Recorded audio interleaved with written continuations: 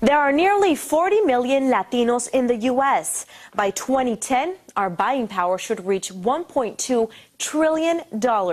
It's the kind of revenue corporate America can't resist. This sound is music to the ears of corporate America.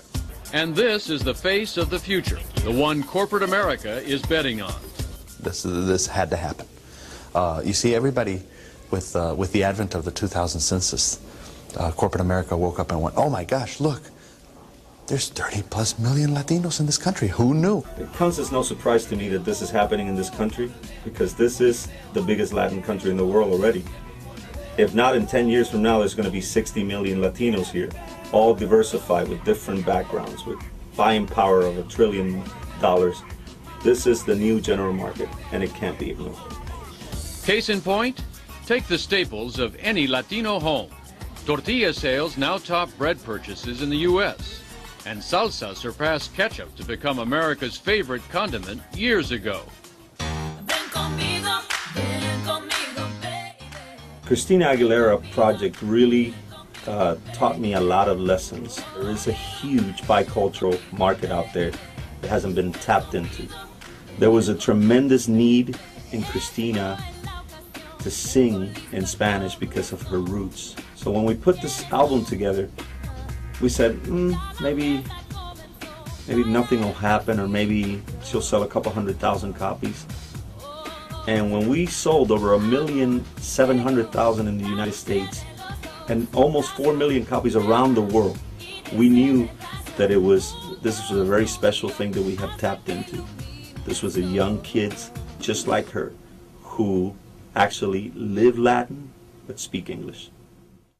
So if you start thinking of it as, gee, not how do we approach this niche, but how did the general market completely become ethnic and we didn't catch it? If you're going after 18 to 34-year-olds in LA, Miami, Chicago, they're the general market. They're driving pop culture. So if you're going after it as this, wow, we're going to reach out to this niche, they're not the niche. They're the new general market.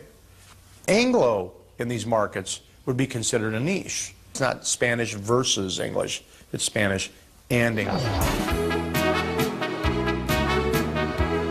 Having worked with some great Mexican superstars like Luis Miguel, Vicky Carr, Jose Jose, Angelica Maria, Veronica Castro, Christian Castro, Emmanuel, it's endless, the list is endless. I feel that I have to be very present in the market because I owe a lot of my success to Mexico. Mexico's opened up its door for me as a songwriter and as a producer, and I feel now I got to give something back by going out and searching for the next generation of superstars. I've teamed up with Adolfo Angel from Los Temerarios, a group that has sold in the last 27 years about 35 million albums. Adolfo has his thumb on the pulse of that market, and he knows exactly how to hear a hit song in that regional world. So we've made an imprint within our structure so that we can go out there and search for those gifted and exceptional super talents of the future in the regional market, and we're going to bring them on board. We're going to bring them to our label. Regalo de Amor has been my latest work with Los Temerarios, where we included a duet with the great Julio Iglesias. And this album is still in the top 10 in SoundScan and sales.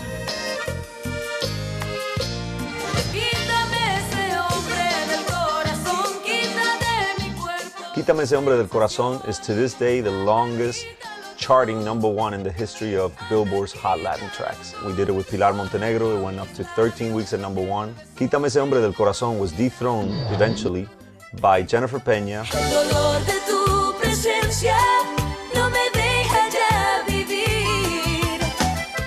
who held the position of #1 for 9 consecutive weeks with El Dolor de Tu Presencia.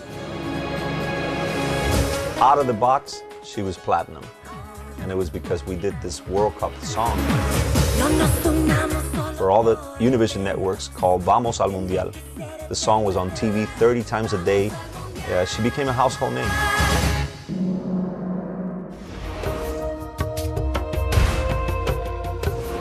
Having a home a safe haven for artists to create music, to not give up that creative control, you know, where they can be themselves, where all the people that work there respect them, and they're very sensitive to their needs, and they know that at the end of the day they have a job because these people make this great music for the world to hear. And most of all, I want artists to feel like their label is my family. I'm home.